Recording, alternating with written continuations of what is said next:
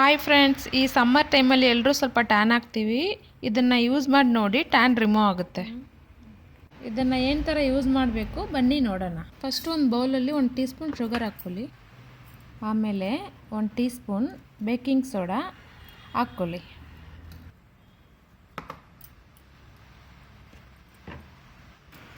ಅದಾದಮೇಲೆ 1 tea spoon lemon juice ಹಾಕ್ಕೊಳ್ಳಿ.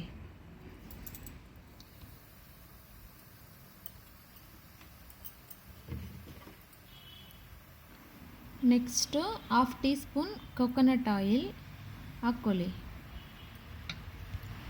ಅದಾದಮೇಲೆ 1 ಟೀ ಸ್ಪೂನ್ ಶಾಂಪು ಯಾವುದಿದ್ರೂ ಪರವಾಗಿಲ್ಲ ಹಾಕ್ಕೊಳ್ಳಿ. ಇಷ್ಟೆಲ್ಲ ಆದಮೇಲೆ ಶುಗರ್ ಚೆನ್ನಾಗಿ ಮೆಲ್ಟ್ ಆಗೋ ಥರ ಮಿಕ್ಸ್ ಮಾಡ್ಕೊಳ್ಳಿ. ಮಿಕ್ಸ್ ಮಾಡಾದಮೇಲೆ 10 to 15 ಮಿನಿಟ್ಸ್ ಹಾಕಿ ಮಸಾಜ್ ಮಾಡಿ.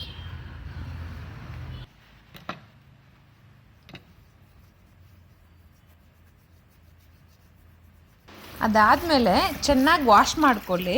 ಇದೇ ಥರ ಡೈಲಿ ಯೂಸ್ ಮಾಡಿ ಟ್ಯಾನ್ ರಿಮೂವ್ ಆಗುತ್ತೆ. Thank you.